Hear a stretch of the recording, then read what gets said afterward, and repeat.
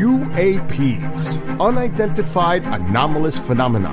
Are they extraterrestrial, interdimensional, time travelers in origin, or are they simply a result of top-secret military black projects, false flag alien invasion psyop, drones, or other human-made aircraft? Join UFO historian Don Eckert, MUFON State Director for New York Chris DePerno, retired veteran pilot Commander Cobra, and well-esteemed host and researcher Martin Willis as they discuss the latest news and topics regarding UAPs with a no-holds-barred approach on UAP Crossfire.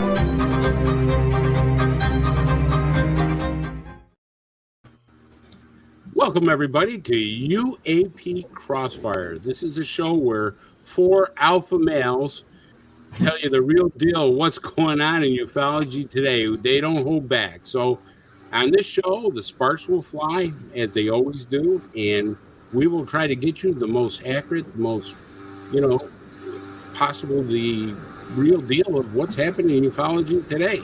So I first want to introduce to everybody, I'm Chris DePerno. I'm the MUFON State Director for New York. I'm a former major crimes detective, and I look at ufology as I would any other kind of criminal case. I follow the evidence. Right next to me is Martin Willis. Now, Martin Willis is probably one of the best researchers in ufology today. He has his own podcast, which is probably one of the most popular podcasts in UFO studies. So if you don't see this show, make sure you get Martin's show. Right next to him is my man, Commander Cobra. As you can see, Commander Cobra is a former pilot and an aviation expert, and the man knows his stuff. But I got somebody else better for you. The historian, the silverback of ufology himself, the man who tells it the way it is. You never know what's going to come out of his mouth. My man, Don Eckert. Hello, Don. And of course, we got a special. Yeah, that's right. And of course, we got a special guest tonight. A special guest. He is probably one of the top ufologists in the world. I think he's great. I've worked on projects with him, and I'm going to be working on another project with him sometime, hopefully this summer. And he's going to talk about crash retrievals and maybe a bit about Area 51. And that is Michael Schratt. Hello, Michael. How are you? Good to be with you. Mm-hmm. All right. Well, I'm going to do a round table first. I want to get everybody's opinion of crash retrieval. Let's start with crash retrievals. Martin, do you really think we got crashes? Oh, you're muted, Martin. What a way to start. Everybody's muted. Unmute there, Martin. I'm mute, Martin. All right. I'm sorry. I heard some background noise, so I was just trying to see where it's coming from. But anyway, sorry about that. So I think it's very possible, when David Grush came out with that, I went, oh my God, that was like, wow, can this really happen? Do we really have this? And I don't know, and also Michael, has done a lot of work on this research as well. But I want to pull this up because this just came out today. Let me just get this up here and hang on just one second. And that is this. This article came out. And it's basically, Jeremy Corbell is right now saying that the government in the U.S., he confirms that they actually have functioning craft, had for many years. He goes through Raytheon and Lockheed Martin and all that. And so anyway, I don't know what to think about that. The only thing is when articles come out like this and people make claims like this, we're not seeing any of the nuts and bolts. That's the thing, and so he's confirming, but who is he? He's calls himself a journalist, filmmaker. I'm not sure what to think about that whole thing. So are we, Is he really telling us anything new though, Martin? I mean, Bob Lazar says we got 9 crafts, we got a sports model, the whole bit, right? Yeah. Yeah, and I don't know what I'm not going to start about Bob Lazar, but I'm not saying he's right yeah, or wrong, but it's yeah, another story. You know what I mean? yeah, that's right. Yeah. And then next to Martin is Commander Cobra. Commander, crash retrievals. Well, it's well within our normal operating procedure. If you go back to Operation Paperclip, retrieving the scientists and the engineering, everything that wasn't nailed down, especially on aircraft, technology was brought back during World War II. I think it's probably the basis of probably one of the earliest discussions of then famed Nazi anti-gravity air craft that was, I think aircraft's the right term to use, but craft that was possibly brought back. You look at what happened around Roswell, putting no spin on what Roswell is. There was crash retrieval there. The Aztec UFO crash incident points to an extensive retrieval operation. Many moons back on Mac Maloney's Military X-Files, he had a guest. I was not on the show, but I was chatting with the show host that night.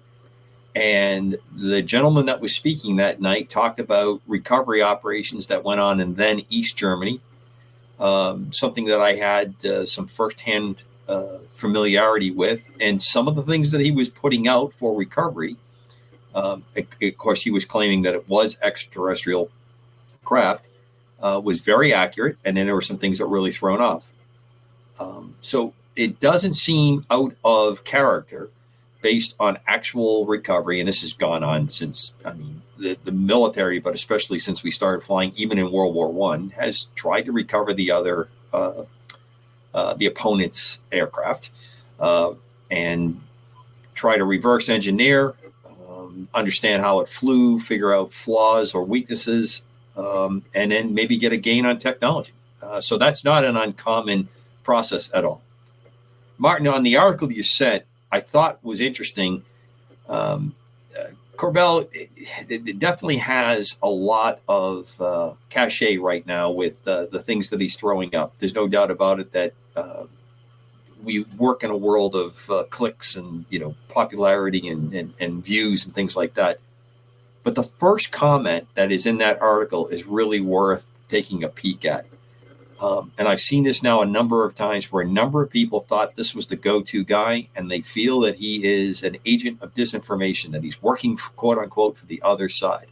And I thought that was a pretty interesting remark. It's the very first comment in this article, and it's not dissimilar to some other things that I have seen that have come up. So, yep, I have no doubt that if we have had contact, and we have recovered, or we had the ability to recover, we are, and that's not going to sit idle, that you would try to work that technology. Let me ask you a question, Commander, before I go to Don. So Jeremy Corbell puts us to this article. He says, yeah, we have working crafts there, but he's come out with a lot of things that he hasn't proven. It's, it's this third party, second party kind of thing where he's talking about, well, I heard this, or I got a source that I won't name here, and I've got this over here. I want to see one person come out and say, I worked there, here's the photo, here's the piece of the material, this is what it really is. And we haven't gotten to that point yet, I don't think. Have we, Commander? I don't think so. I think whatever is real, there is equal, if not greater, active harnessing what is real against disinformation, or whatever the popular term is.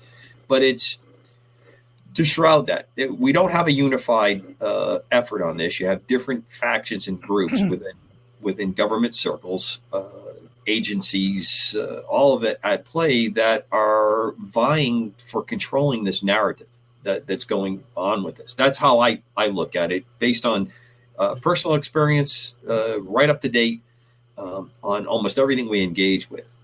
And it does fall flat when you make claims and you can't really produce simple tangible, what we would call evidence or information or articles that you can at least draw a conclusion on.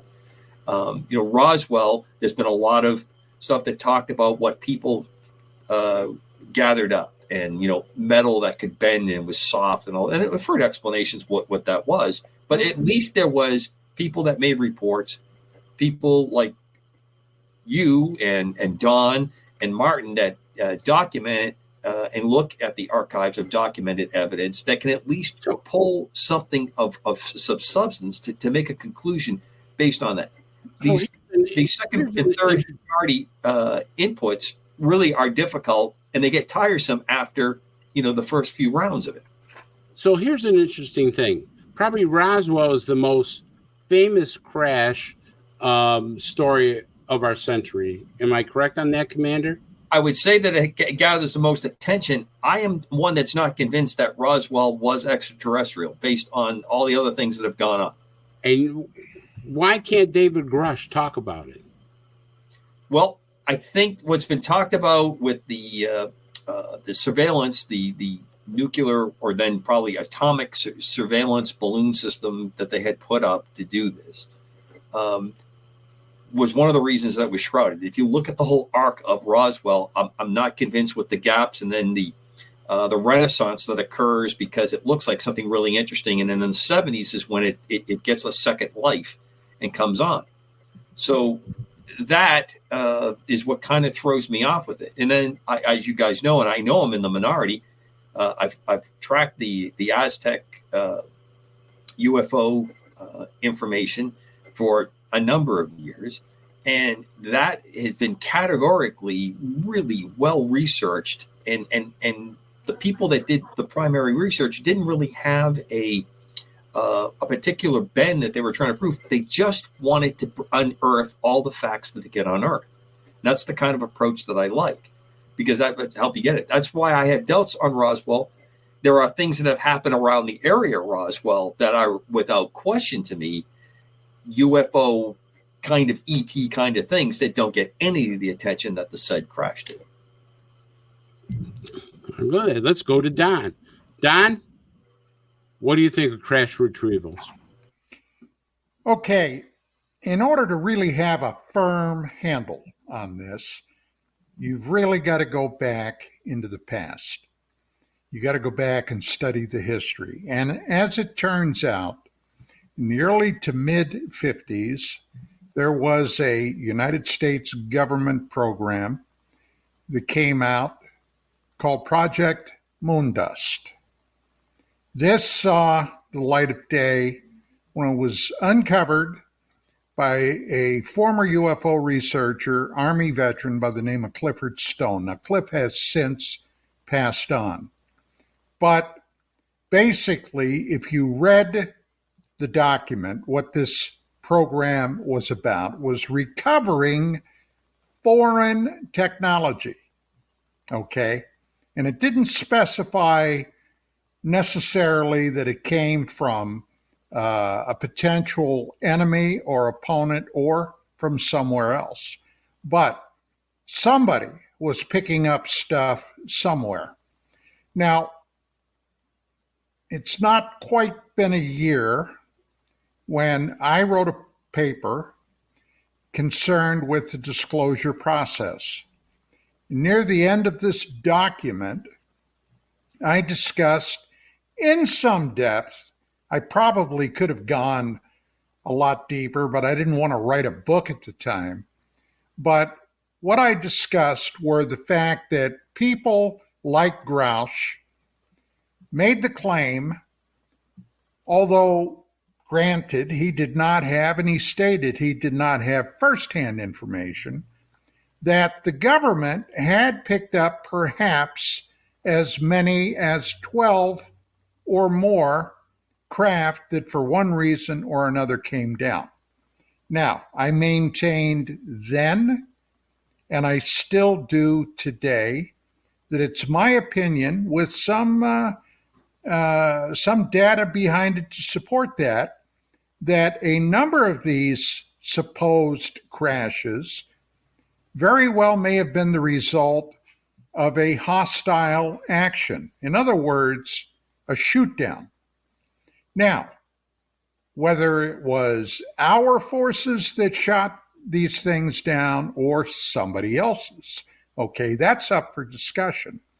But I asked myself during this period when I was doing a lot of research, does it make sense that if any of these objects that are coming here came from another star system, and I mean the technology would have been beyond breathtaking, and got here to suddenly crash, that made no sense to me. However, being a combat vet from Southeast Asia, I've seen a lot of aircraft go down as a result of hostile action. That seemed to resonate with me. Now, all you guys read that paper. None of you seem to have any firm contrary opinions to that conclusion. And if so, I'd love to hear it. But the bottom line is, yes, I have no doubt that we, in fact, did recover probably a number of these things. God only knows why. As far as the Bob Lazar thing goes, Lazar, I met him right after George Knapp revealed him to the world. I've been to his house when he lived in Las Vegas several times. And being a former criminal investigator, medically retired, I put on my cop hat when I interviewed Lazar. And I got to tell you, I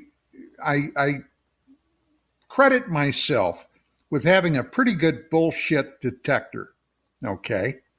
And never once during those meetings with him, nor for years after, did I ever detect or get a gut feeling that he was trying to put one over on everybody. So whatever happened to him when he alleges employment out at Area 51, Site S4, I am convinced that he was convinced that we have those things. Now, the big question, if any of that is true, that we do have, he stated, 9 craft.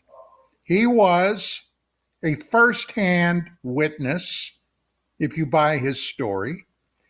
And according to what he said in numerous interviews, he worked on one of those craft. The sports model. On the gravity generator and propulsion. And he never stated that he saw any damage to this thing at all. It was as if someone or something gifted these things. Now, how you explain that, I don't know. It's beyond me. Whether they were archaeologically recovered or somebody brought one down and for whatever reason left the scene and it was there to be picked up, who knows? But I got to say, I have no doubt that we do have our hands on at least several of these things. Then, one more thing before I pass it back to you, Chris. I did a paper several years ago on the Admiral Thomas Wilson situation, and where a scientist was talking to this Eric man who at the time, was the director of the Defense Intelligence Agency, the DIA, the military's version of the CIA. And he agreed to do a little investigation to find out if he could find anything to corroborate a lot of what he was hearing.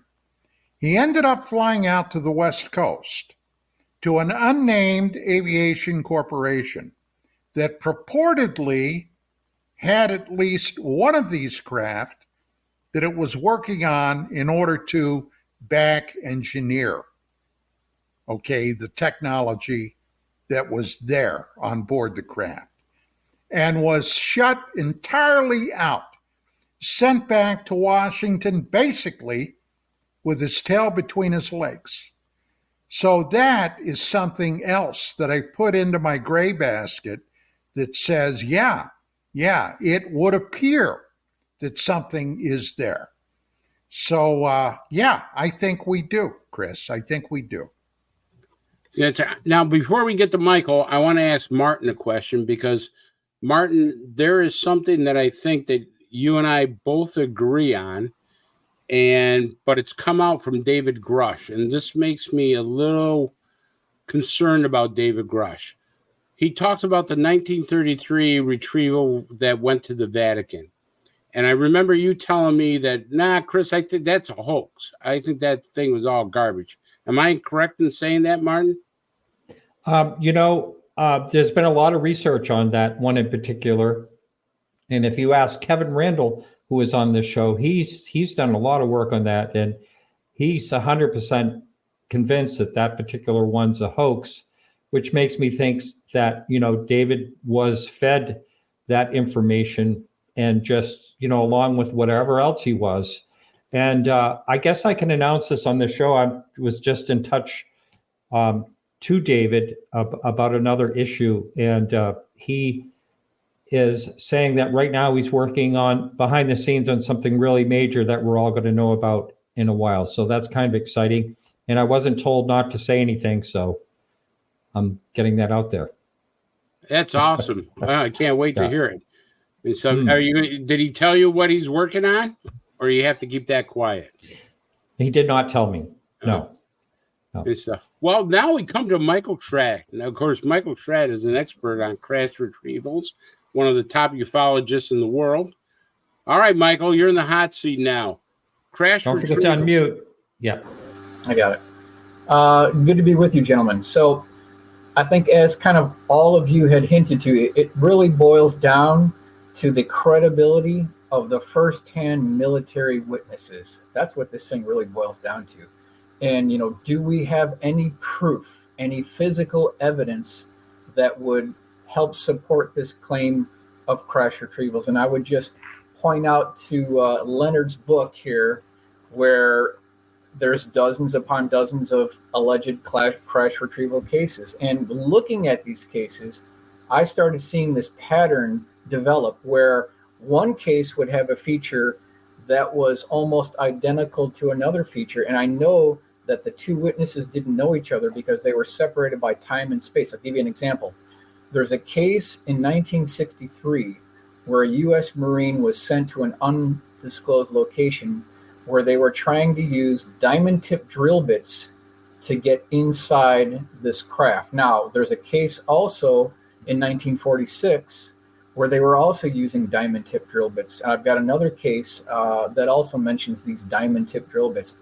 I'm certain that these witnesses did not know each other. Now, that doesn't prove anything, but looking through the cases, you can kind of see how this tapestry comes together, because there's a common denominator on a number of these cases, and the diamond tip drill bits is just one example.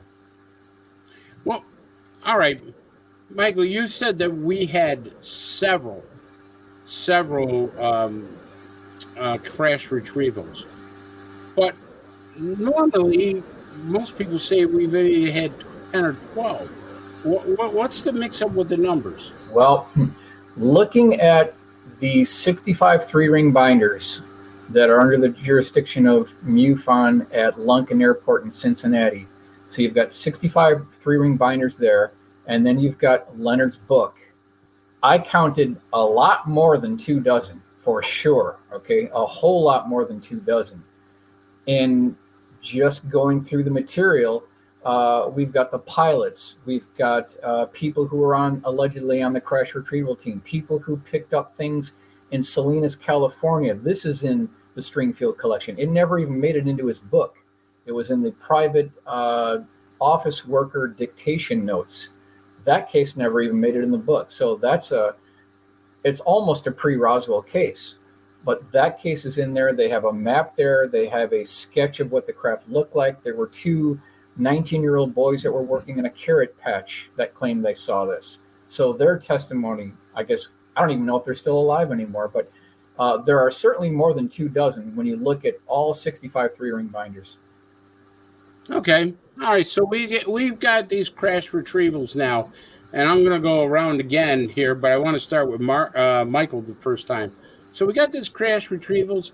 Have we done anything with it as far as being able to conquer gravity? Do you think right now we have anti-gravity? Absolutely, I do. And we can look at the March 23rd, 1966 Temple, Oklahoma case with Eddie Laxon, who absolutely ran across one of our vehicles. This is not an ET craft. He said it himself. It had the letters written in black letters vertically, TL4768 written on the side of the craft. There was a man standing next to it. He was not an alien. He was not an ET. He was an Army person. He was wearing 2-piece green military fatigues. He had a baseball cap with the bill turned up. In fact, Eddie said that if he saw him later the afternoon in town, he'd recognize him. That's how close he was. So this was back in March of 1966. By at least October 1954, it's believed that they made the breakthrough. So absolutely, I believe we have conquered it. Okay, but so we don't see anything even close to propulsion systems that we have now. We're just using liquid fuel. Would you think if we did this in the 1930s, don't you think by now we would have had something out there? Well, it's still profitable for the defense contractors to keep selling obsolete F-15s and F-16s. Why would you want to usurp all of your billion-dollar defense contractor bonanzas by rolling out this new technology that makes all of this other stuff obsolete? It's still a cash cow for these defense contractors. You can keep on making these, third-generation stealth aircraft, no problem. I mean, they're not gonna get away from making this profit when they can still do it. They can still milk the system with these old obsolete aircraft. If they brought in something like what Eddie Laxon saw back in 1966, they all go out of business. That's how this thing is being run. Martin, you think we got anti-gravity? I think it's very possible. I want to address something though, Michael. Yep. And that is, I understand exactly what you're saying, and it does make a lot of sense in that way. But wouldn't you think that there'd be someone in the Defense Department, if they knew that we had this technology, that would say, hey, this is something we can make a fortune on? And I mean, a private contractor, and want to get it out there. Wouldn't that seem, I understand about them making money, but wouldn't they could make so much more money with a technology that is so advanced like that, I would think. Well, some people have come forward. And the other thing to keep in mind, too, is that when you're talking about ACE and the whole technology, when you're talking about these type assets, it's really the crown jewels. They are not going to roll this out for a little bit of a skirmish. These things are maintained for something completely different altogether. And there is a sinister part of this that I generally don't like to go down that road. But what's the sinister part, Michael? Well, okay, so how are they funding these? Okay, because you can only go so far with black programs. You can only go so far with classified black budgets, even though it's billions of dollars per year. There is a contingency to this where you've got drug running, you've got illegal weapon sales, you've even got trafficking going on. This is what's partially paying for all of these black programs. It's not just things that have no congressional oversight, no public scrutiny. It gets a lot more murky and a lot more deep, and something that I generally don't get into because I'm totally all about the technology, all about the nuts and bolts. But this other part of it, at this point in the game, we cannot discount it. And like I always say, this is really the final curtain call on crash retrievals, because all of the legacy witnesses that Leonard Stringfield had tracked down that were involved in these things in the 40s and 50s, they're almost all dead now. Right. So it's imperative upon all of us and people like us to try to track down these old legacy witnesses so that we can find their bosses that will lead us to not only the craft, but also the bodies as well. Michael, didn't you tell us one time that you thought some of the B-2 bombers might have had some anti-gravity? Am I correct on that? There's been some talk about this, that the B-2 electrically charges the leading edge of the wing to reduce the radar cross signature, and then negatively charges the exhaust gases. And when you do that, now you're kind of in the realm of an electrogravitic propulsion system, and you're creating a gravity depression in front of the aircraft and a gravity hill in back of the aircraft, pushing it across the sky. Now, it's difficult to prove this, but there's been books about this, there's been articles written about this. Paul Leo-Violette did an entire chapter about this in his book. So there's some paperwork to back it up. Commander. Well, anti-gravity. I'm going to add one more thing to Michael's, I think, spot on observation and comment. If you have, and I have no doubt that we have anti-gravity to answer the question, to enter this discussion. But if you have taken a huge leap like this, and your opposition or potential opposition doesn't, they still have a nuclear capability. If you show them that they can completely be disarmed, that make all null and void, but you don't have sufficient numbers, you may force them into a corner where they think it's better to strike now and see what we can get. This could even go as far, if you take this kind of discussion far enough, and I thought I saw a little nod from Michael, and I think him and I are on the same wavelength with this. You can reveal certain things. You know, the great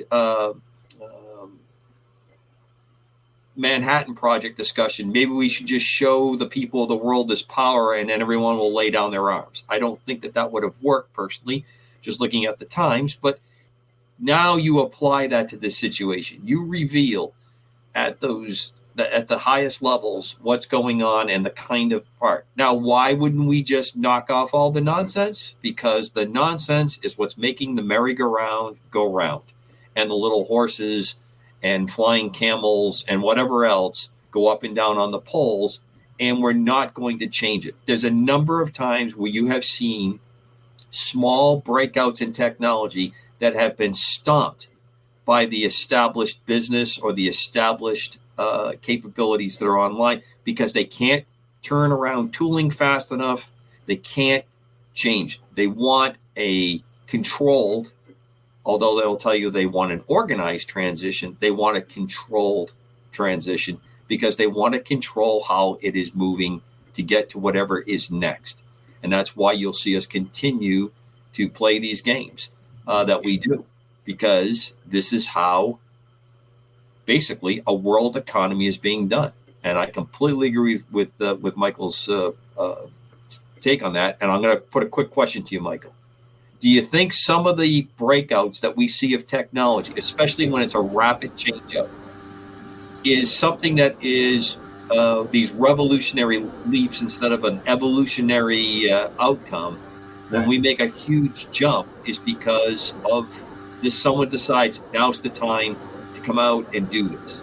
If you look at the things that came out approximately 10 years after World War II, there are huge leaps that aren't really progressive leaps, especially in electronics, especially in computers, and the processing that, the ability to process that information, and the shrinking down of technology.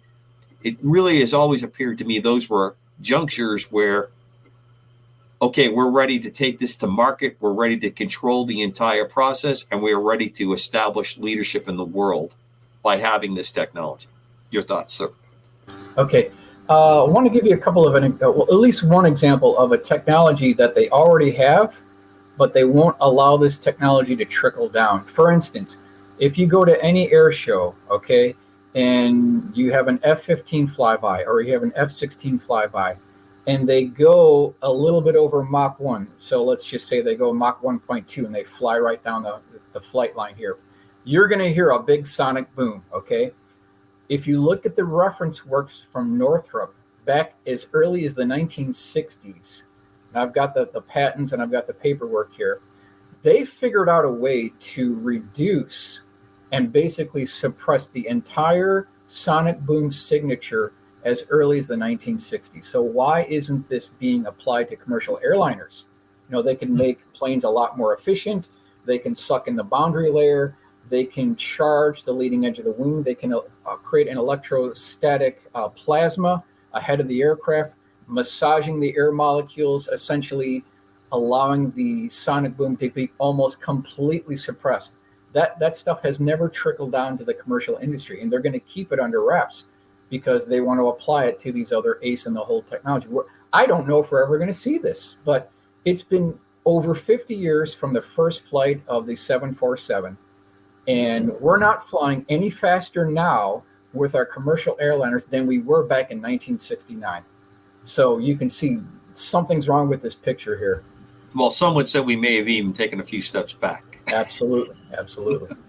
That is true. I mean, the flight time from New York to Paris is the same as it was back in the 60s, right, Michael? It's been over 50 years, and we're not flying any faster now. Talk about any industry, commercial industry, anything, automobile, computers, medical industry.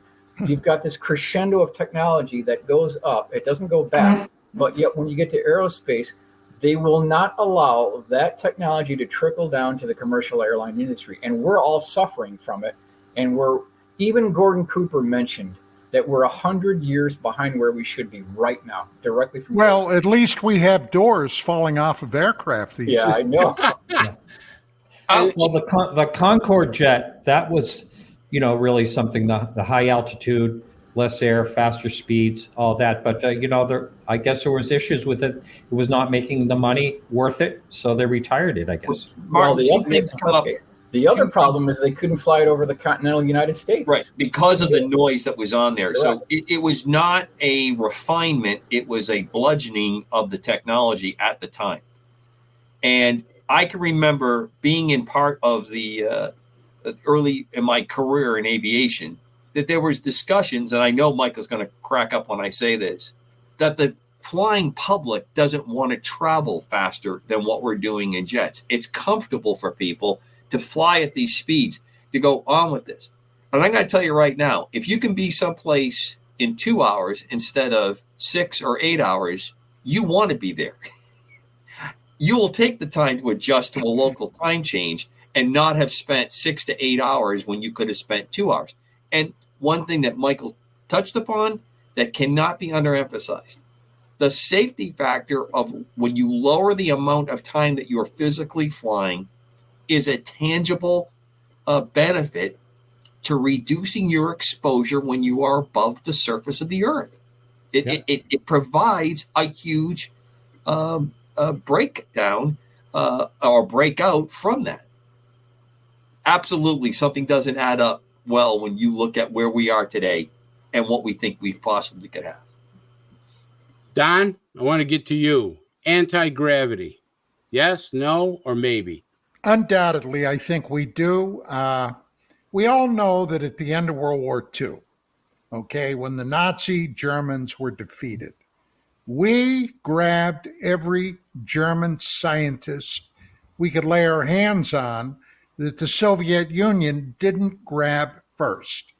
And one of those guys was actually the father or godfather of all German rocketry, Dr. Hermann Oberth. Now, we all know who Werner von Braun is. People talk about him even today. Very seldom do you hear Hermann Oberth. But before the military got their mitts on him, one of the last public appearances he was at, circa 57, 58, he was being questioned by the press corps, and he stated, and I am paraphrasing, that we are currently working on anti-gravity research, etc. And I believe that within a few years, we will be using this in order to go to the moon. That was 57, 58. 60 years ago plus. Now, the bottom line is, do we really think that it stopped there because it went totally black at that time? No, I think we continued on. And today, okay, here it is, 2024. We have, among other things today, something called the Space Force. All right? The Space Force. And I have talked to some people in the last several years that have hinted broadly that we have a secret space fleet. That was going to be my next question.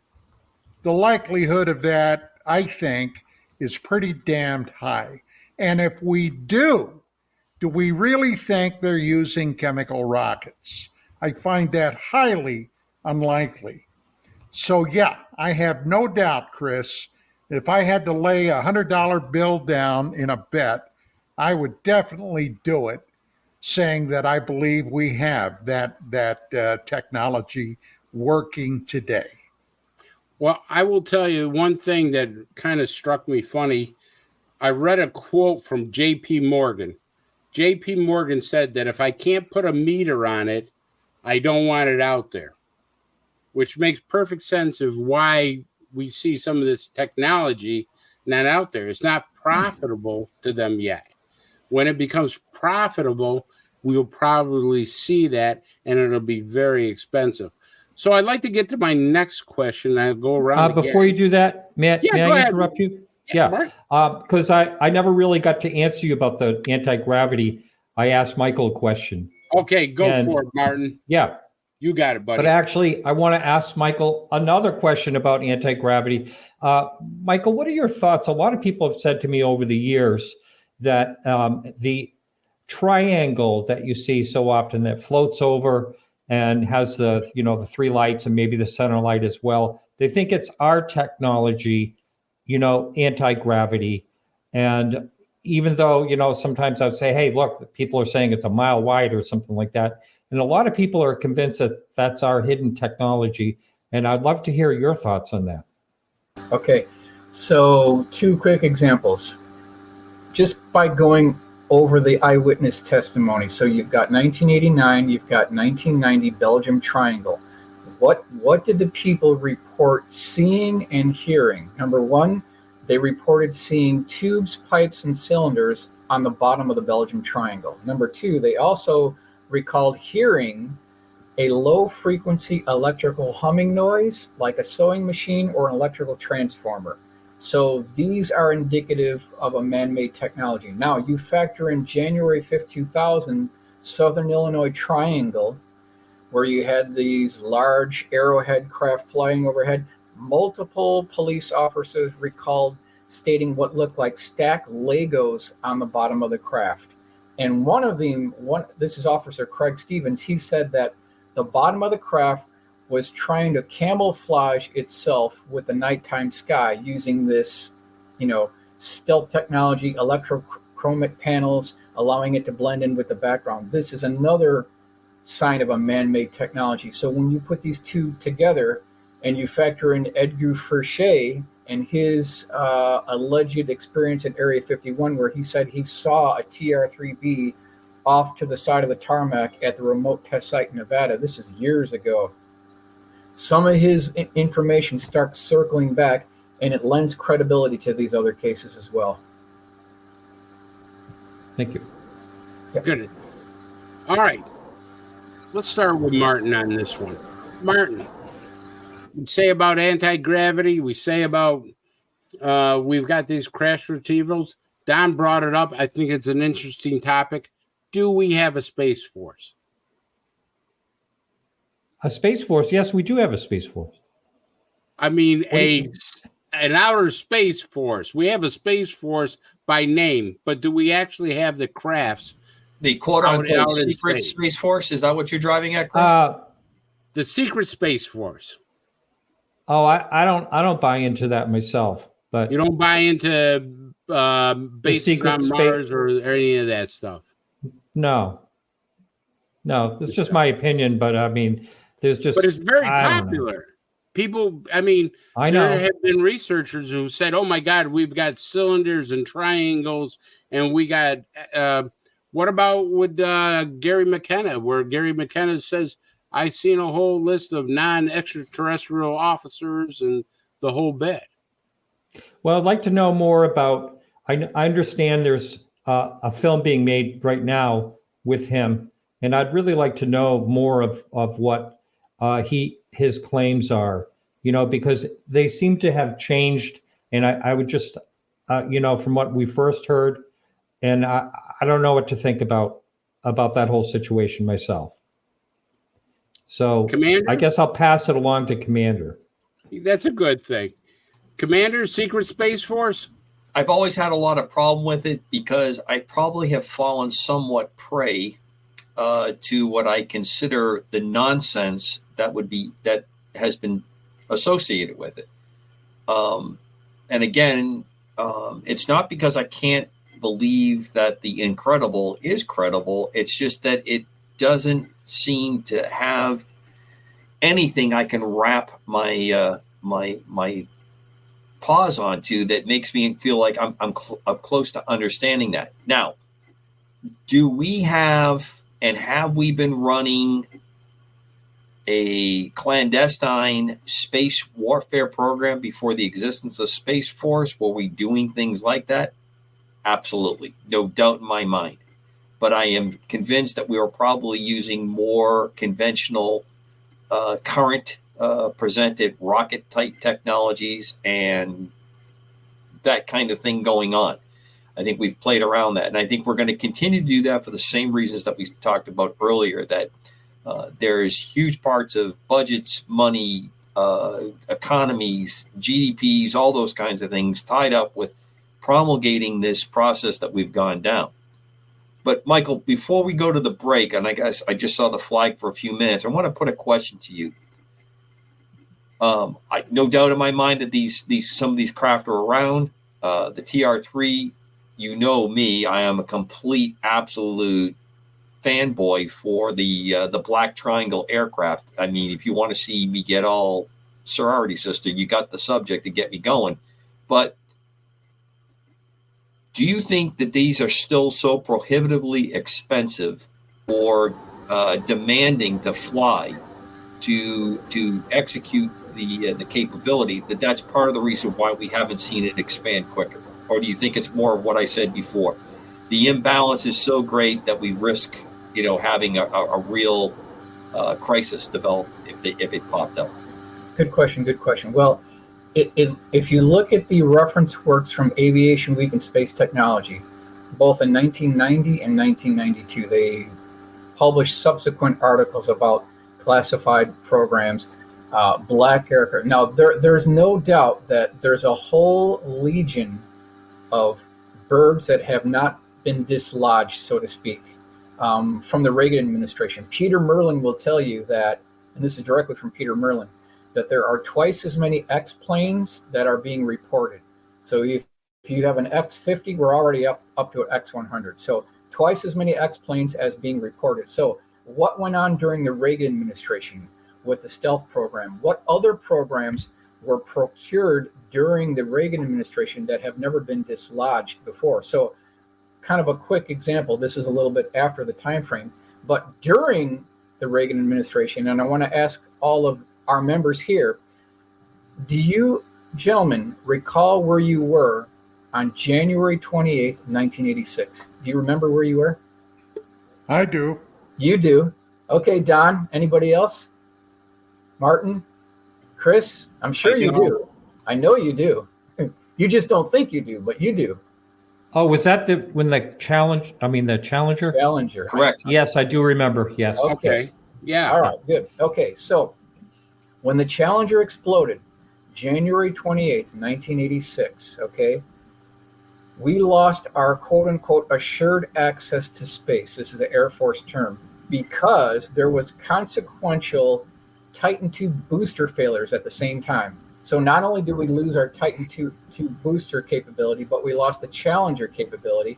And we know that the shuttle, a significant majority of space shuttle payloads were classified DoD satellites and other payloads that they don't talk about.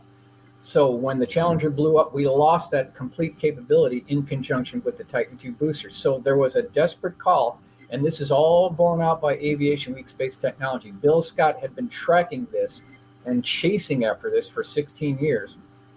Call went out to the defense contractors to actually build, test, and put into the field a rapid response two-stage-to-orbit space plane that can be anywhere in the world in less than 2 hours.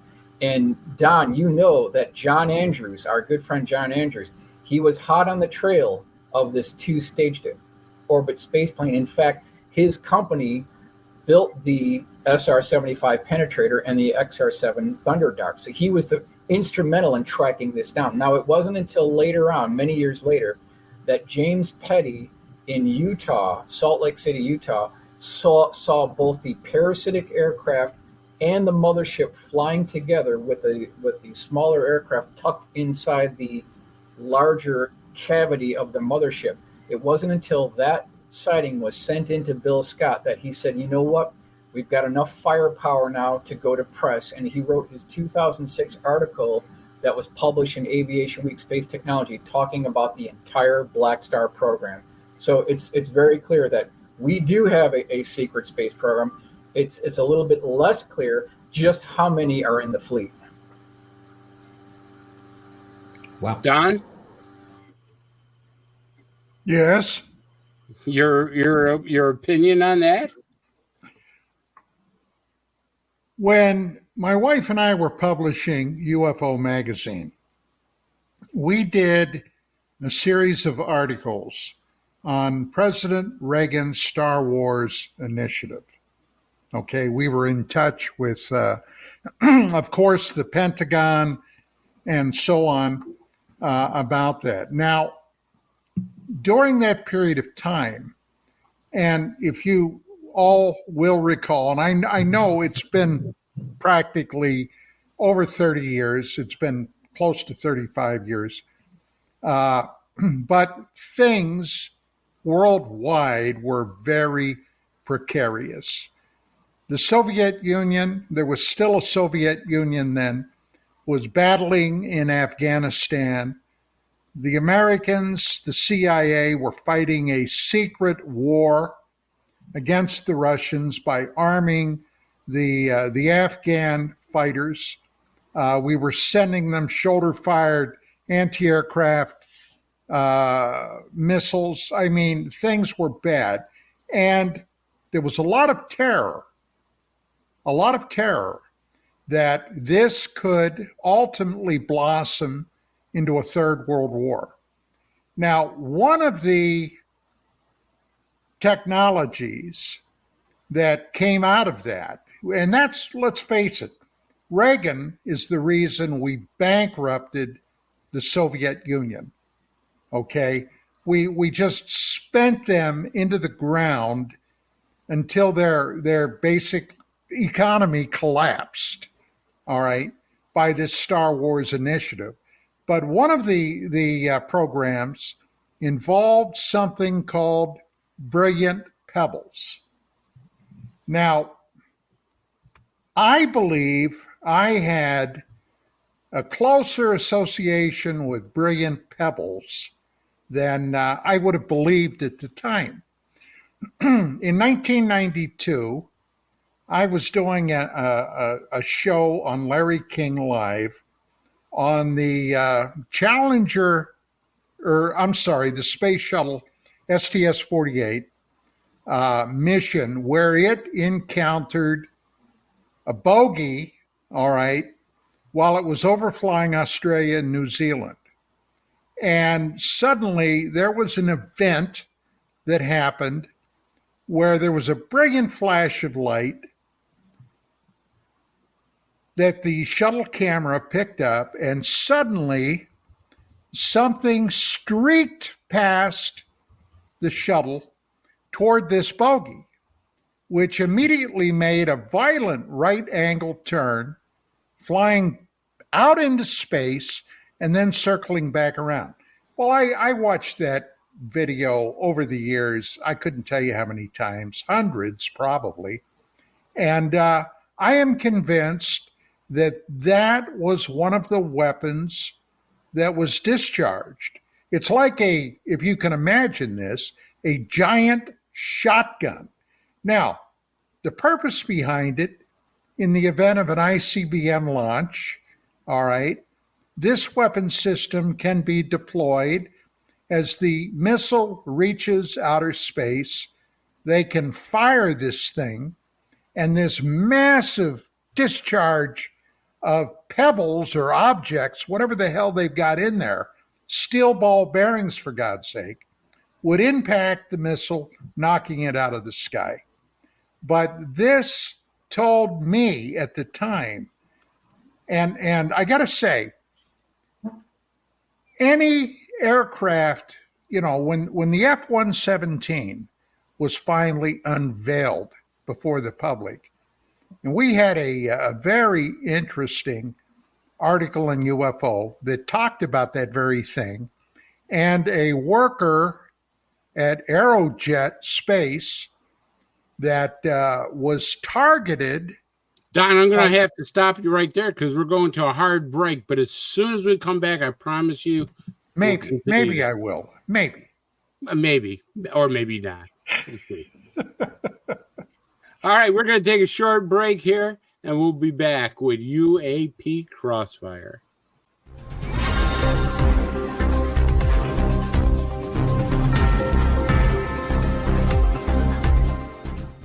Hey members, the new KGRA DB app is now available on iOS and Android devices. Gain on-demand access to any KGRA DB programming. Download any show directly to your mobile device to listen or watch on the go. Go to the App Store and search KGRA DB.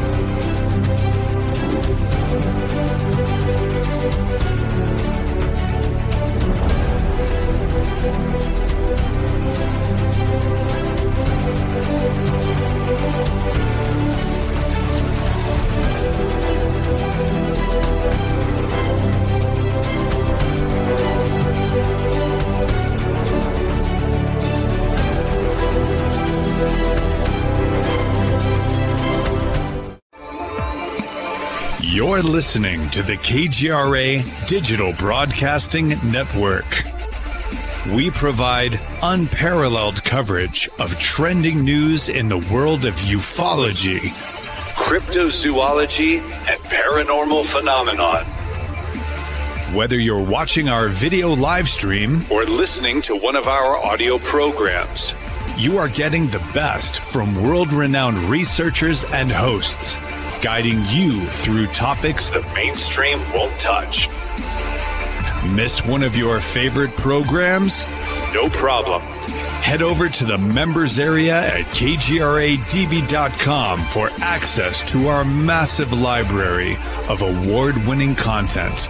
Make contact, stay connected, only at kgradb.com.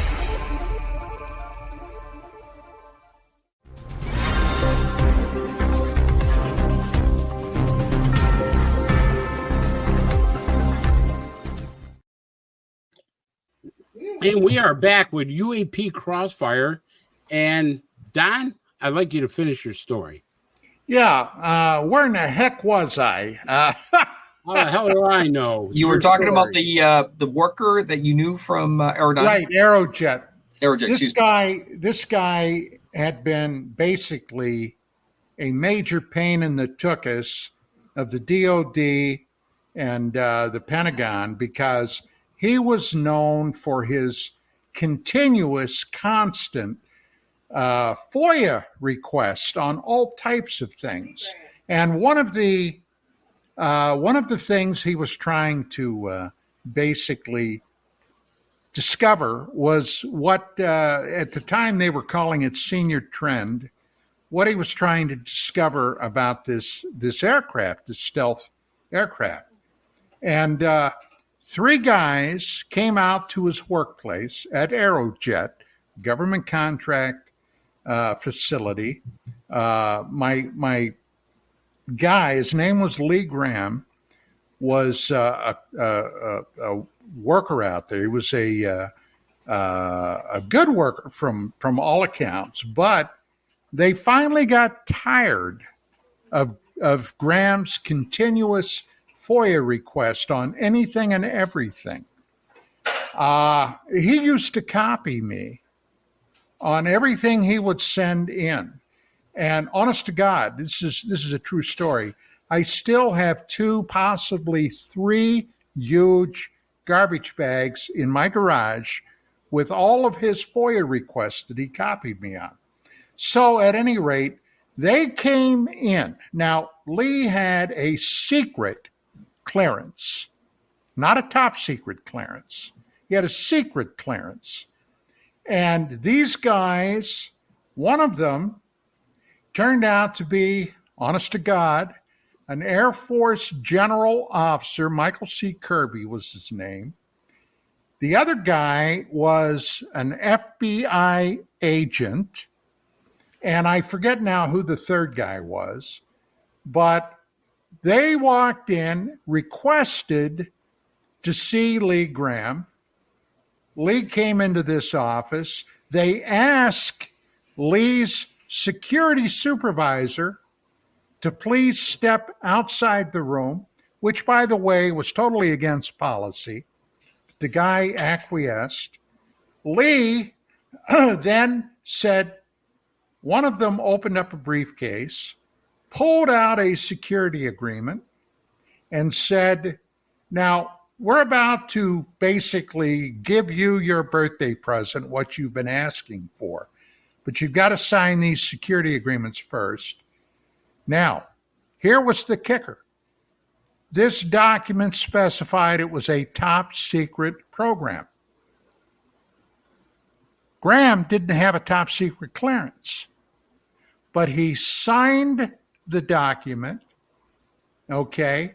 They uncovered the stealth fighter, the F-117, and then they turned around and got Lee. They tried to get Lee fired for being exposed to top secret information that he did not have a clearance to see.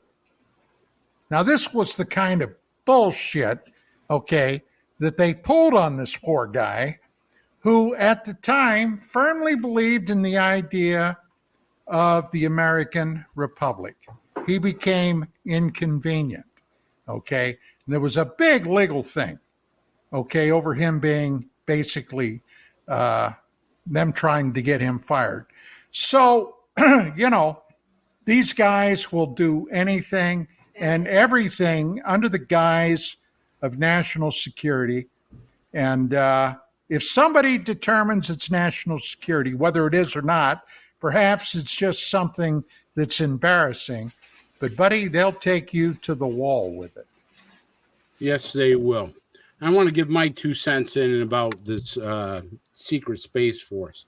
The one thing that always sticks in the back of my mind, and Commander Cobra put it in the private chat, is what Ben Rich said. Remember, Ben Rich gave a very serious lecture. And he says, if you can imagine it, we've already done it, or we thought it wasn't worth it. And that is a very important statement coming from a no-nonsense guy like Ben Rich. Does anybody dispute that? No, he also said that we have the ability to take ET home. Correct. Okay? So, in other words, he was saying, without actually saying, that we apparently have Starflight-capable technology. Now, whether we do or not, who knows? But Rich was heading up the skunk works at Lockheed. These were the guys that gave us the U-2 back in the early 50s. They gave us the SR-71, in the late 50s. God only knows. They also came out with the F-117 stealth aircraft. Hey, who's to say? Who's to say that they don't have that technology? Hey, Michael, I want to throw this to you, something that that Don just kind of alluded to. Doesn't that kind of fit our discussion where the technology has been making leaps and progressing along, but it's been in a very small, very select area? It's not, out for mass consumption or probably use. Yeah, it's kept within the defense contractor field. They want to keep these things under wraps. We're just not going to see that level of technology trickle down. It was Jim Goodall who made that statement when he knew about Ben, okay, where he basically got to Ben just before he passed away, and Ben told him over the phone basically that, Jim, we have things in the Nevada desert that are 50 years beyond what you can comprehend. If you've seen it on Star Wars or Star Trek, we've been there, done that, or decided it wasn't worth the effort. So that was what he mentioned. So this kind of ties into what you guys were talking about before. That's the exact quote that I put into the chat. I'd love to post it into the ongoing online chat, but I'm restricted from participating directly with the folks that are watching us. I'll do that. Thanks. I'll do that. Go ahead, Martin. Martin, what do you think about Ben Rich's statement? I mean, you've said that you don't think there's a secret space force, but here's Ben Rich saying that we could take ET home. Well, no, I've always thought that was a great quote. I think where I draw the line is I've heard so many crazy stories about the secret space program and, the explorations, of planets and things like that. I mean, who am I to say? Possibly we have that technology and can do this. Well, you accused my shirt tonight of being pajamas. So I did. I mean, come on. I did. I got away with it too. Yeah. Let's not air our pajamas or dirty laundry on air. Well, that's right. We agreed to that when we were warming up for the show. And Yeah, Michael right. is a special guest. He doesn't need to see this kind of family squabbling. That's true. I'm sorry, Dawn. Sorry. No, you're not, but it was funny. Yeah. And they do look like PJs. It looks like something out of LL Bean from my part of the world and your part of the world. My sister-in-law, it was a Christmas present. Oh yeah, she really likes you. So, Martin. Ouch, that's going to leave a mark. My God. Yes, Chris. Martin, getting back to that. So you said there's no secret space force. Ben Rich says that we have the technology to take ET home. Wouldn't you think the defense contractors would make that technology available in a weaponized system? Well, I will tell you this. The most convincing that I've had in the secret space force is what I just heard from Michael. Other than that, I haven't heard anything that I think is convincing, and I've kind of shied away from it because I thought it was a little bit over the top. So I haven't done any deep research. So I'm probably not the guy that should be talking about it, really. There's no doubt that a lot of the nonsense with the secret space force is wrapped around what actually we think or we have talked about exists, because it's a convenient way to keep it off balance and not reveal what the folks that are running this don't want to come out for whatever reason, justified or not. I'm not going to put a positive or negative on it, but we see this all the time in almost every kind of UAP, UFO event. There's always the what I call the nonsense static that's associated with it. Michael, where are you on that? Do you think I'm going down the wrong alley again, or what? Well, just if you just look at what the witnesses are telling us, they're talking about fasteners, they're talking about Zeus fasteners, they're talking about seams, they're talking about pipes and cylinders and electrical humming noises on the bottom of these things. Even Stanton Friedman talked about lights and wings on ET spacecraft could only be for decorations. They don't need lights. Why would they need lights? So it's just screaming a man-made technology here. All right, if you guys don't mind, I want to change up a little bit. I want to play a short video and then go around. It's the new flavor of the month. This is what I call it, as far as what we think this is. GOP Florida Representative Anna Paulina Luna says Grush used a different term when speaking with her. I think it's incredibly important to listen to the specific words that Grush uses. You know, Grush never said extraterrestrial or alien. He said interdimensional.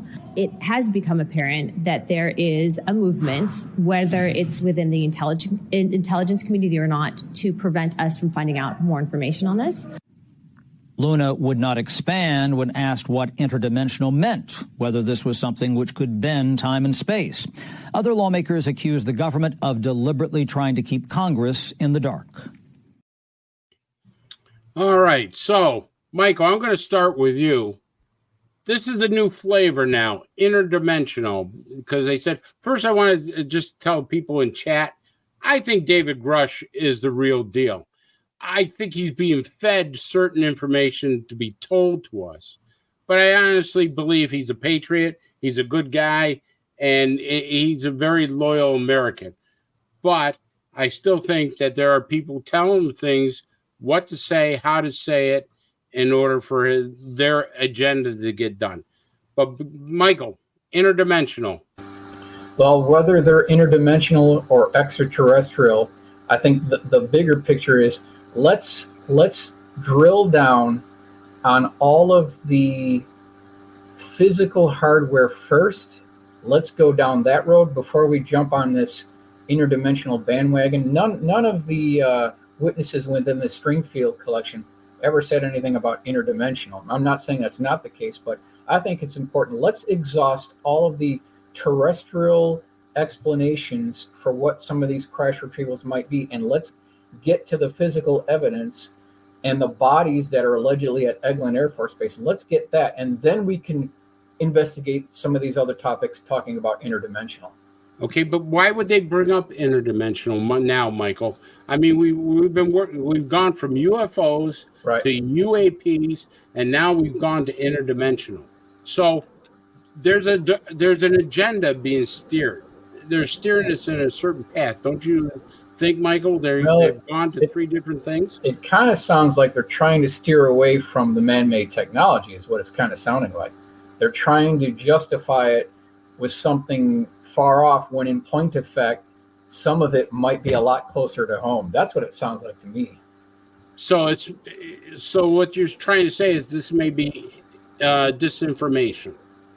I don't know if I want to say that, but it just looks like they're steering the narrative away from a much more terrestrial explanation, like using tax dollars, using technology that we've had for 50 years, defense contractor, and then everything that Leonard, we've got cases from people, part of the Tactical Air Command pilots that were going down the rows of hangars at Wright-Patterson Air Force Base, and they walked into a hangar that had a dish-shaped craft on two engine test stands, and they had like these ropes wrapped around it with stanchions, and there were people with MPs with rifles guarding this thing. And then one of the guards came up to the pilot and said, "You're not supposed to be in here." So he did an about face and walked out, but he was with his fellow pilots. They all saw this craft there. So it's very clear that the witnesses, these credible witnesses, are telling us that they have been seen at Wright-Patterson Air Force Base. If you agree with the testimony of Marion Black Mac Magruder, he basically said that everyone thinks that the bodies are at Wright-Patterson Air Force Base, but they are not. He said that they are in underground cold storage vaults at Eglin Air Force Base. So how that ties into the interdimensional, that's perhaps beyond me, but we've got multiple cases from credible witnesses telling us that we've got things right here that are terrestrial or could possibly be something else. Martin, interdimensional, do you think it's a false flag, or do you think there's something to it? Well, it's always been part of the possibilities And it kind of explains a lot of, things that people have claimed they've seen, like things blinking in and out.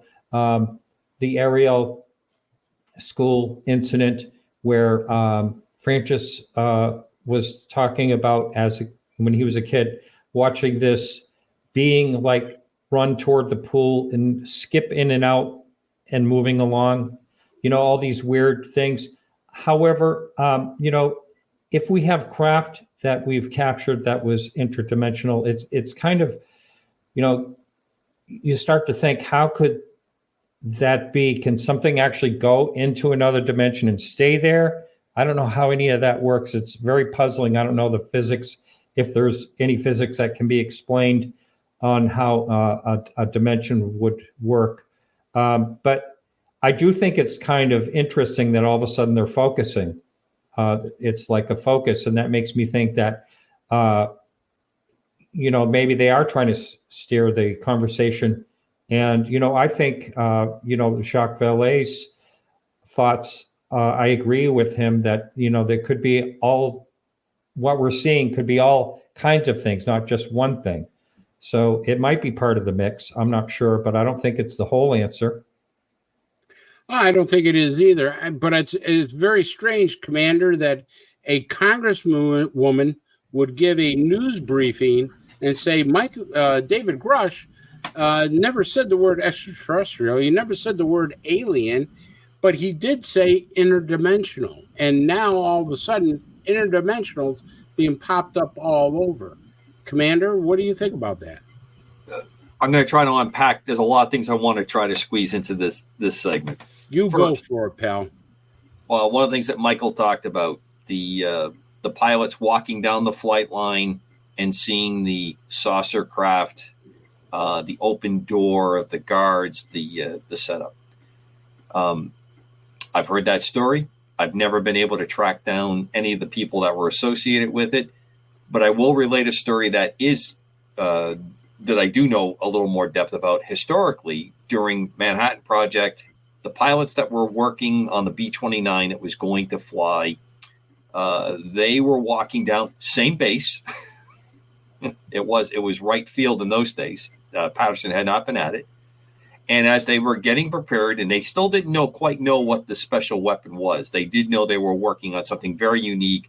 The planes had been stripped of almost every defensive armament so they could fly higher and faster. B-29 was a huge, huge technological change for the time. And they walked by, and a hangar door was, a little bit ajar. There wasn't very many people around, but there was this incredible craft that didn't have a propeller. It was pointy. And everyone was talking about jets under their breath, this new super technology that was on. That was completely staged for the members of the 509th to see, because what the security folks were doing is they watched every single one of them intently that had been set up to see this, and what they did. They tracked down one pilot who had actually, in confession, and you have to figure out how they know this, told the Roman Catholic priest, "Father, don't worry about us losing the war. We have aircraft that are coming out. I've seen it. Our technology, we're going to beat the Germans. We're going to beat the Japanese." And the security forces actually jammed up some of these guys because they had talked about what they had seen when they were told, "You will never talk about anything you see while you're on this part of the project." So was that a test for those guys that in the story that Mike related? Don't know. Now let's move over to the physics part of it. It fits a pattern in my mind. There's loyalty tests. There's nonsense that goes on with that for good reasons. I don't mean to be mean when I say nonsense. Just that some things right on.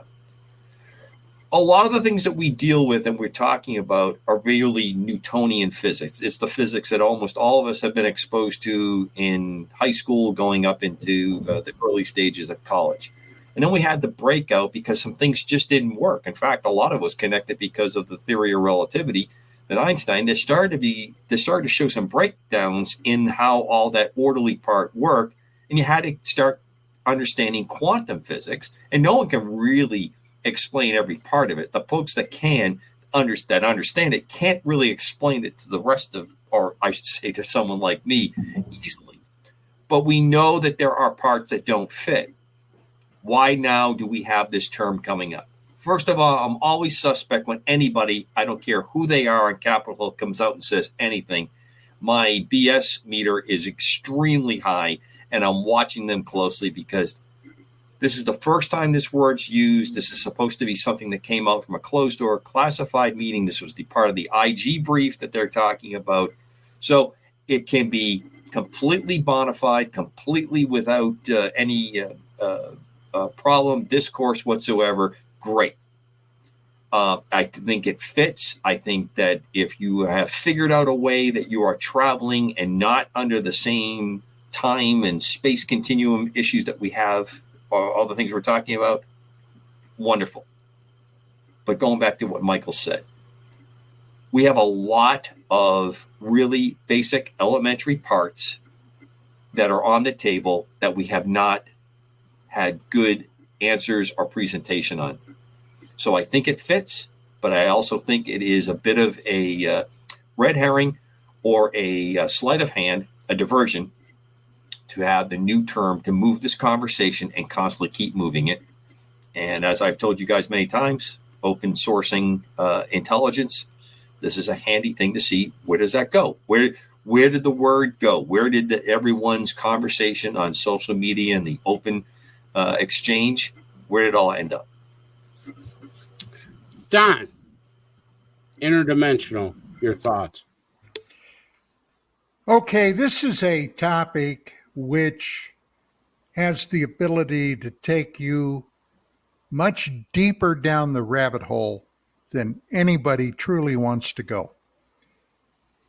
There are a lot of people that have been studying these concepts like interdimensionality. We live on a brand world. In other words, in a multiverse where we are now this is what is believed, where we are very, very almost within touching distance of other realities. Now, there are people that believe that, for example, the Skinwalker Ranch is one of those areas where other dimensional creatures have come through a window into this reality. Do I believe that? I don't know. I'm a long way from believing in something like that without a hell of a lot of proof. But during the Second World War and immediately following that, there were three guys that were very good friends, and all of them actually are very well known today. There was the Beast, Aleister Crowley, who was hanging out with Jack Parsons. Jack Parsons was the guy that helped create the Jet Propulsion Laboratory, and L. Ron Hubbard, who was the creator of the Church of Scientology. My God, what a dossier, huh? Yeah. And these guys were banging around doing all types of things. They were all crazed about the ladies, all right? They had that in common, along with a number of other things. But here's where it gets very quirky. Crowley was a practitioner of the deepest, darkest, blackest of magics, okay? And during one of his, I don't know what the hell you would call it, one of his magic shows, if you will, he allegedly brought into this reality a being called Lamb, Lamm, Lamb. Now, if you check that out in your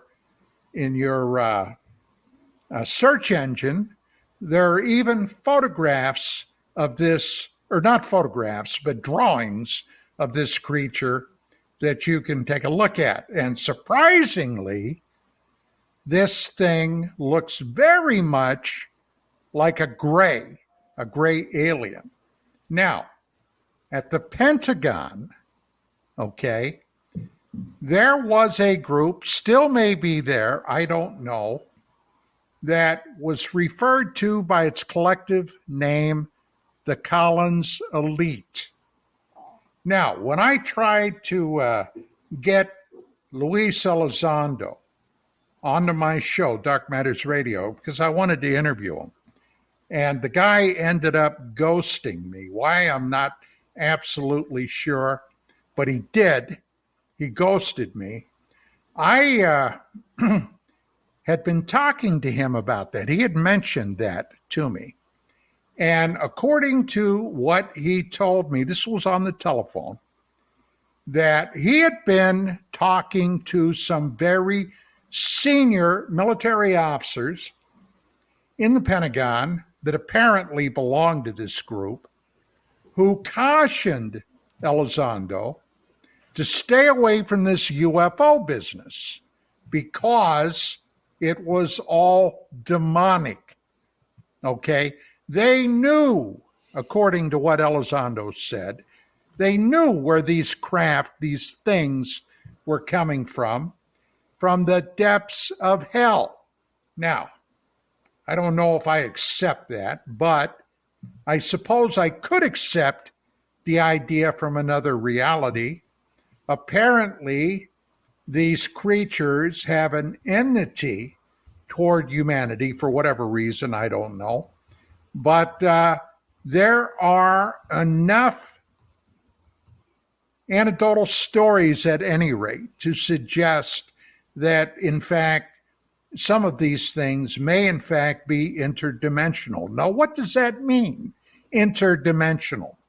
Well, the short answer is from another reality that is right next to us, that they either found a soft spot to come here, or perhaps an opening that somebody like Crowley had made, or they just basically developed the technology.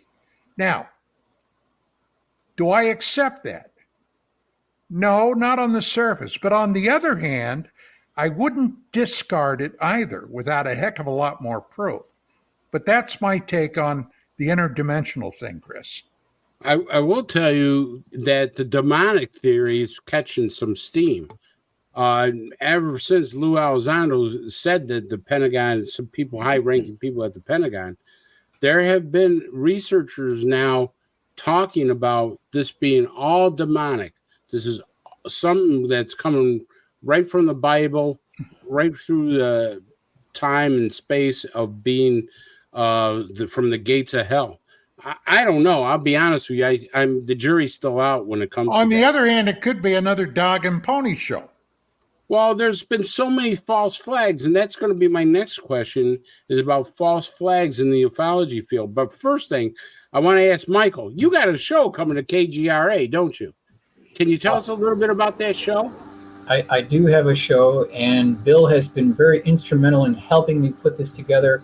It's called That's Classified. It's going to deal with black budget aircraft, classified programs. It will have some historical UFO cases in there, but I'm going to be provided references, newspaper clippings, names and dates and locations. So this is something that I've kind of thought about for quite a while, and Bill has been very helpful in helping me put it together.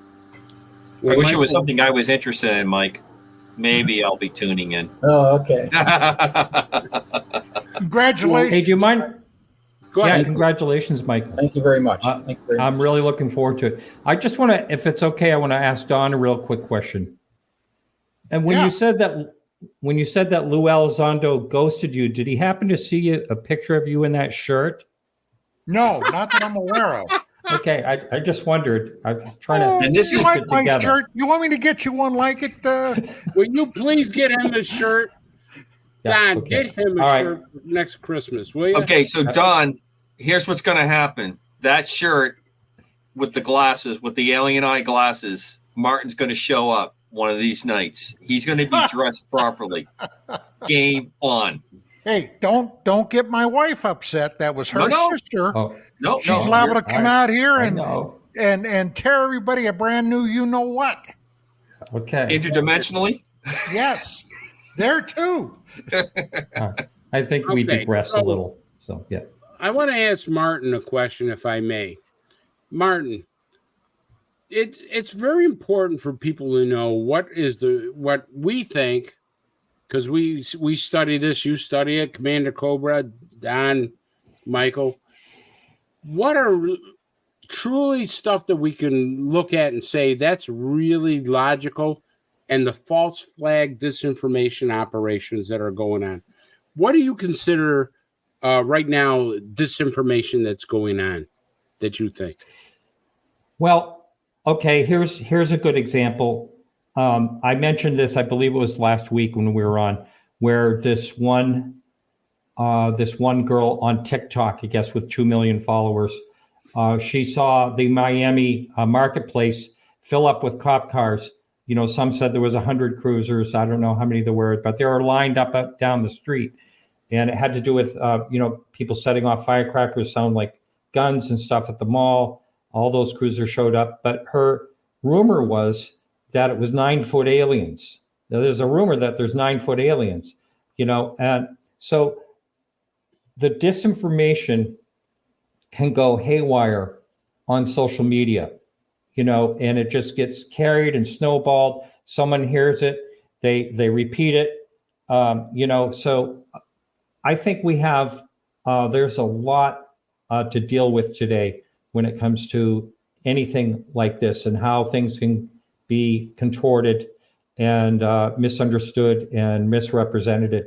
So it's really tough to get through it all and figure out what is real and what is not. You have to take things case by case when it comes to like a sighting or witnesses or things like that, and try to take a logical approach to it to see if you can rule out, causes or natural things that it could be and all that stuff.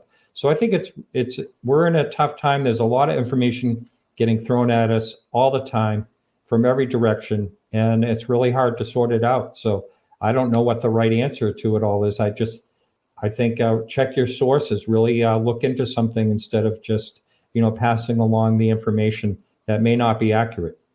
Now, I remember you had a show, and this really impressed me, Martin. You had a show with a person telling you some really wild and crazy things that you actually kicked him off the show. You said, I don't believe what you're telling me.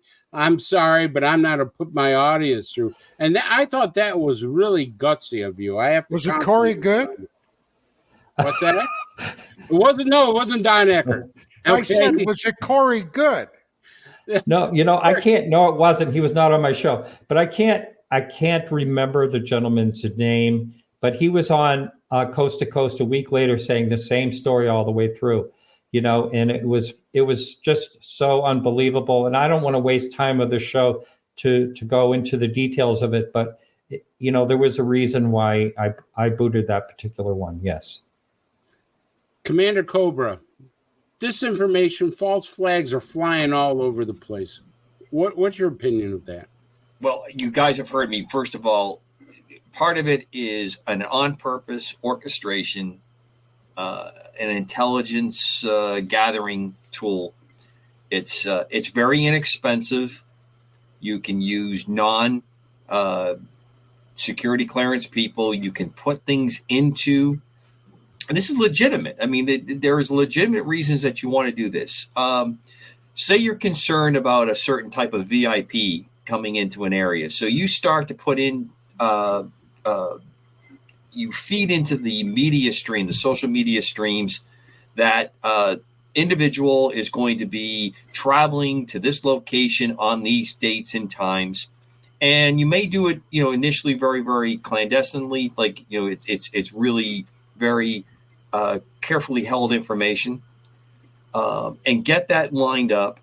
And then you watch to see who is tracking that information, who is sending it, where it goes. And you can start to gather some security kind of concerns. You can start to see where you possibly have agents or cells that are interested in that. Legitimate stuff. It makes sense.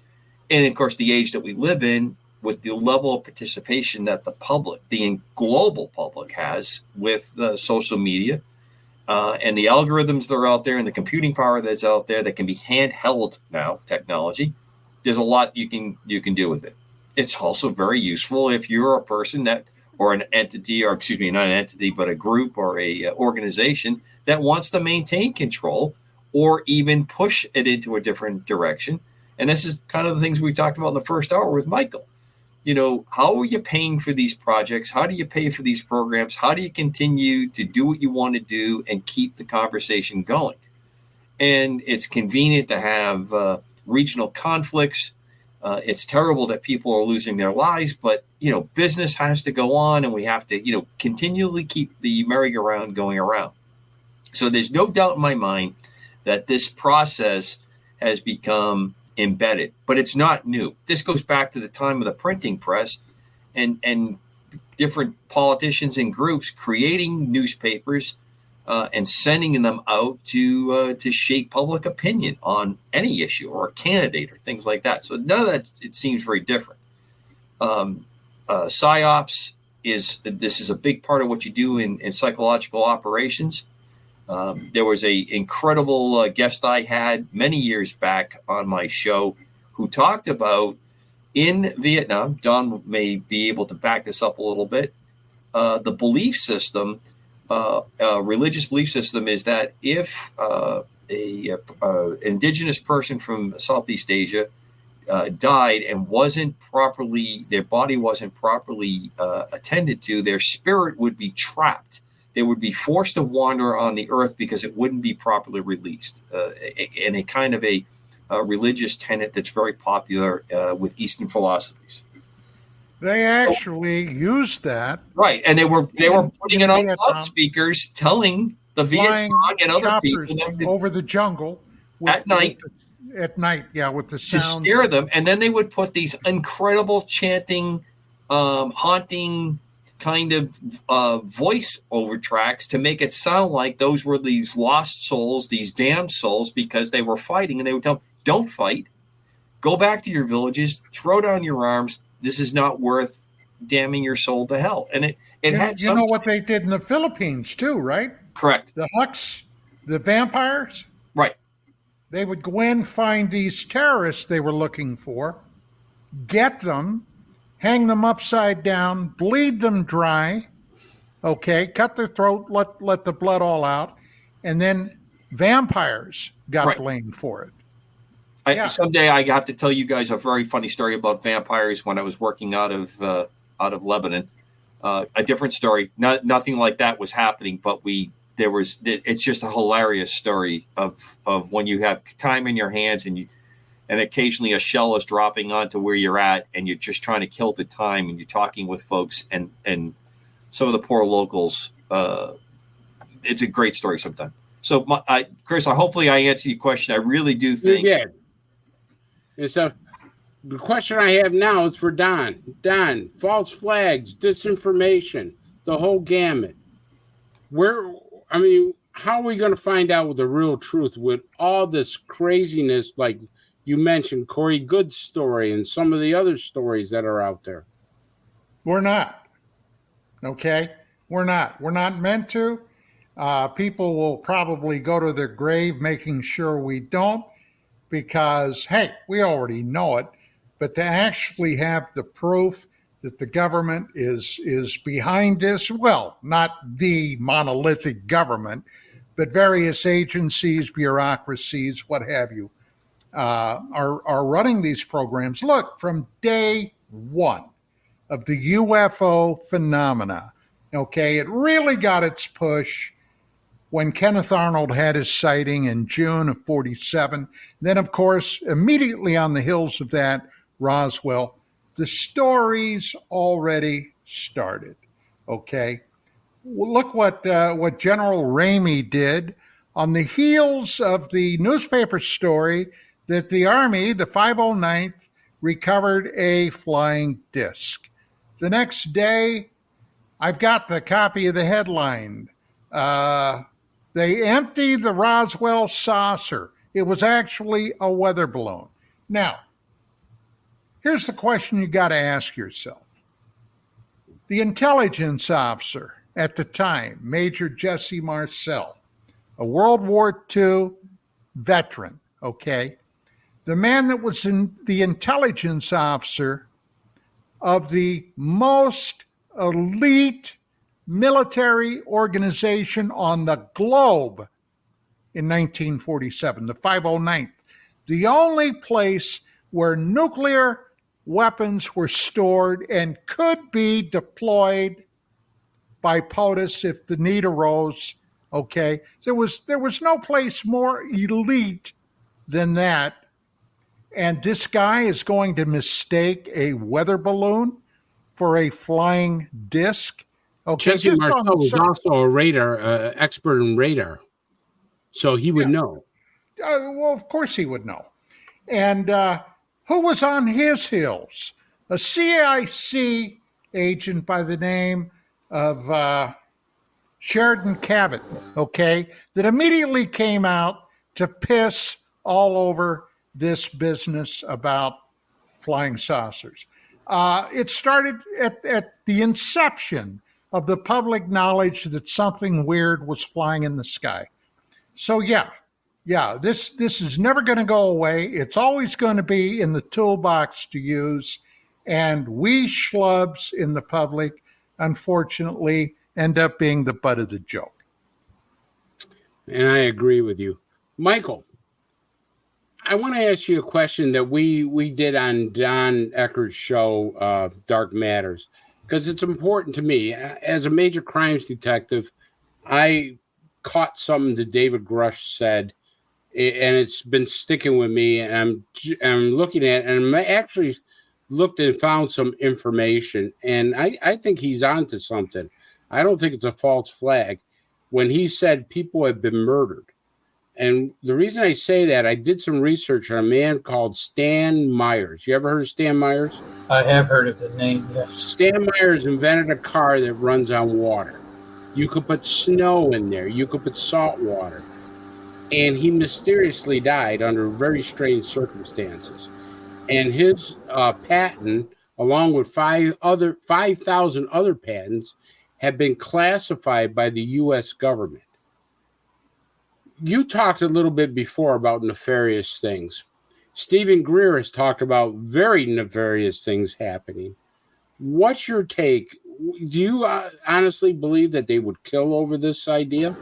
I do believe they would kill over this idea, absolutely, because you're talking about a multi-trillion-dollar industry, and they absolutely don't want anything upsetting the apple cart, because if you roll out this technology that they've allegedly received from crash retrievals, you're talking about a level of technology where they're exploiting the propulsion systems for weapons research and free energy research. These technologies associated with these vehicles could absolutely have a geopolitical impact, thereby basically making the oil industry obsolete, internal combustion engines obsolete. You've got the coal-fired plants, you've got the nuclear power plants, you've got the solar plants, you've got the windmill farms. All of these million-dollar, billion-dollar, trillion-dollar industries would be obsolete overnight if they let this technology out. And so it's clear that they'll stop at nothing to keep this under wraps. And that includes wet works, you could say. Mm-hmm. Martin, you've interviewed some of the top ufologists in the world, and I praise you for that. Have you ever come across any of them saying something about killing people or knowing that people have been killed? Not firsthand any. No, I've only heard people allude to it. Mostly threats. That's what I've often heard, that people have been threatened, and many times I've heard that. But never any physical harm. But maybe physical harm threatened, but not any further than that. Commander. Couple ways to go. I threw it into the private chat. when Nikolai Tesla passed away, it's pretty obvious that all his technical papers were pretty quickly seized. A number of things that he was working on, disappeared. That whole story has gone, and it has a life of its own. There's people that you can go online and they claim that you can now get your hands. You can see a lot of the things that he had that were taken. Why would something like that happen? Because upsetting the apple cart, not letting the merry-go-round continue with the people that are passing out the tickets and collecting the fee is a big deal. It's a big motivator. And then you have all these other lofty things that I think can sometimes be, it's for the good of the public. It's public order. It's, we want to believe that we have liberty, but you don't really, all this stuff goes in there. So, yeah, it doesn't surprise me. I think some people probably have lost their life going into areas where they believe that this is where extraterrestrial aircraft are there, and they crossed into security zones that are marked. Deadly force will be used. In fact, at work, we just had somebody who crossed the red line on a flight line because he didn't know about the red line. He missed that briefing. And he was gently placed on the tarmac and detained by security because he was wandering into an area where he wasn't supposed to go. So do you think that happened? Now, I think, Chris, honestly, what you're driving at is their organized murder, is their organized assassination to control this. I don't think we should ever get too far off to think that we are not capable of that. I think we're very capable of it. And I think that this is, if the things that we talk about week to week here and other folks here on KGRA talk about, there's no doubt in my mind that there are people that believe they are justified to do that. We take out people on a lot less. And it all boils down in Commander Cobra's world is no one's held accountable anymore. Things get screwed up. You don't see people at least getting fired or having any shame to be associated with it. We just wait for the news cycle. It goes away. You wash it through a couple of times, and we're on to the next thing. And I think that that's part of it. Don, why don't you put your criminal investigator's hat on? Well, in my document, my paper I wrote that you guys read, I basically detailed why 1947 was such a pivotal year. In the space of just a couple of months, number one, the National Security Act was signed into law, which, under the guise of national security, up to and including premeditated murder, is justifiable and legal once that act is invoked. That during World War II, other than the OSS, the Office of Strategic Services, we did not have a civilian spy agency. But yet, on the heels of the Roswell event, suddenly the Central Intelligence Agency came into existence. And the United States Army Air Corps, which had been part of the U.S. Army, was stripped from the Army and turned into its own service organization, the United States Air Force. So a lot of things happened literally on the heels of whatever it was at Roswell. So to answer your question, if somebody stepped into it big enough, I have no doubt in my mind that if he was deemed a security risk, they take him out. How many people have faced ruin and other activities with being hauled into court, IRS audits, all what they would call the levers of government, the full force of government brought down on them. So there's a lot of things you can do to drive people either to silence or slash insanity to all the other tragic ends that can come out of it. Look at Gary McKinnon. Gary McKinnon was the one that found the documents on the extraterrestrial officers, and the United States have been trying to extradite him for 10 years until the British government said it's not going to happen. But I mean, they tried and tried to put him in prison. I mean, so that you're right, Commander. They don't have to kill you. They will kill you, but they don't have to. They just destroy you and make you either look stupid or incompetent or whatever. Well, McKinnon did admit that he had a real sweet taste for weed.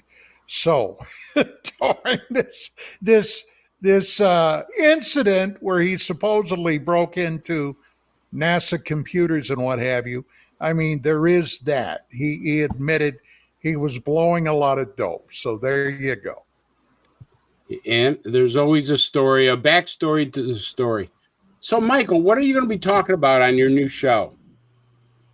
We'll be talking about the black budget, and I'm going to be talking about the newspaper clippings. I'm going to be giving examples of graphs, where you can find the information. And then my favorite part of all of this is looking at fraud, waste, and abuse in government spending, Pentagon spending. So I'm going to give you examples of a toilet seat cover. I'm going to give you examples of a diode, an Allen wrench, a monkey wrench, a screwdriver, and I'm going to show you side-by-side comparison what we as taxpayers basically paid for it at the Pentagon and what we would pay for it at Home Depot.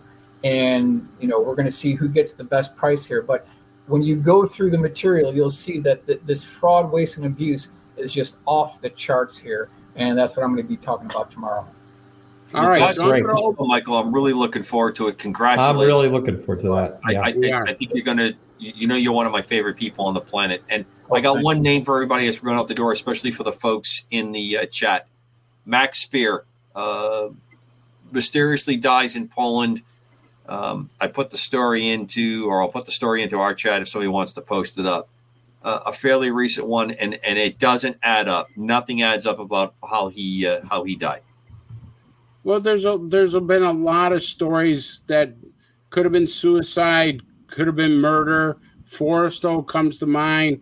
I mean, the story's always been that he jumped out the window the day before he was supposed to go home, which was a little odd. But if you look at the entire story, the whole thing is odd that he would do that. But it could have been suicide. But there has been people that died mysteriously in the ufology field. And I think somewhere or another, Congress, the investigators, everybody are just throwing it to the side. But what I'd like to do now is I'd like to open up to the group questions for Michael. Let's put Michael on the hot seat a little bit. Anybody have any questions for Michael? Yeah, Michael. Yep. What are your plans Monday evening? Because since your new show is debuting tomorrow, okay, I'd love to have you as a guest on my Monday DMR if you're available. Okay. I have a live to do on my YouTube channel Monday, but I'm available Tuesday or anything past that time frame. So Monday I'm busy, Wednesday I'm busy, but I'm free the other days. Okay. Well, unfortunately, yes, DMR doesn't run those other days. Okay. All right. Okay. Well, Martin, go ahead. What do you think a lot of what people are seeing in the sky really are? Mm-hmm. Personally, I think a significant majority are our aircraft. In fact, I will just mention some of the things that Bill Scott had mentioned. And Bill Scott was the former Rocky Mountain editor of Aviation Week and Space Technology. And he had developed correspondence with people within the defense contractor industry, people who worked at Air Force Plane 42, people who worked on the Northrop B-2 stealth bomber. I'm talking about the heavy duty people here. And just to be very brief, because I know we're closing up here, but he said that whenever, and he had these correspondence with these military personnel, whenever there was a sighting of one of our classified birds, this gentleman told Bill Scott that they would paint this thing with the UFO brush. So in essence, they're trying to hide their own deep black programs with the UFO brush. And so Bill asked this guy, he said, what are you guys doing? Why are you doing this? And he said, well, we like to flood the media with all these stories of ETs and UFOs. And, it's worked for 50 years. Why would we stop doing it now? This is directly from defense contractors. Why would we stop doing now? And so Bill turned to this guy and he said, you mean to tell me that, you're painting the UFO brush with all these aircraft are being painted with the UFO brush? And the guy said, yeah, that's what we're doing. And he said, why would you do that? And he said, to keep people like you from looking any further. Mike, that's what he said. Really quick. Yep. Tic Tac, ours or ET? One of ours. It's a blue on blue situation. Blue on blue situation. Thank you. Yep. Explain blue on blue, Michael. Blue on blue, Air Force on Air Force. So pilots chasing our friendly on friendly.